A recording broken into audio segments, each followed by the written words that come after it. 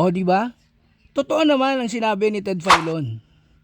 Bakit sila lang? Bakit ang majority lang? Nasaan nga ba ang mga kongresista, ang mga kontraktor at mga aso ng sindikato? Grabe. Inumpisahan kay Bato, kay Robin, kay Marcoleta, ngayon naman kay Jinggoy. Pero ang dami nilang dinedenggoy ng mga Pinoy.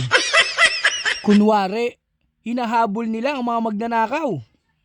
Samantalang ang bilyong-bilyong piso sa flood control, idinuduro na ang mastermind. Pero bulag-bulagan pa rin ang hustisya. Hustisyang pinatatakbo ng sindikatong gobyerno. Ibang klase. Sino naman kaya ang isusunod nila? Basta hindi ka nila kakampi, sigurado, iipitin, tatakutin, at sa piitan, dadamputin. Wala silang pakialam. Kahit magmukha silang tanga at maging kahihiyan ng bayan.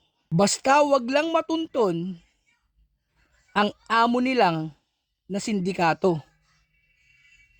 Ibang klase kayo.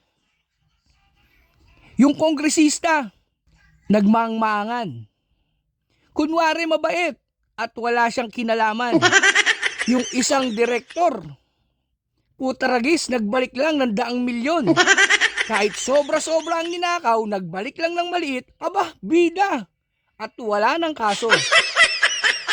Kayo-kayo na lang ang naniniwala sa mga scripted nyong istorya. Biruin nyo yung isang ex-secretary.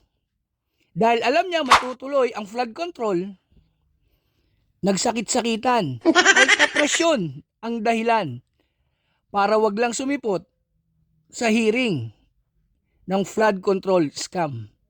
Tandaan nyo, wag kayong masyadong humalakhak dahil nalalapit na ang inyong pag-iyak.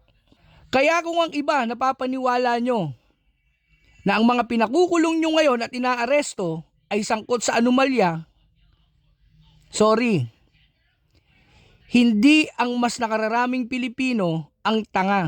Wag kami. Ingat.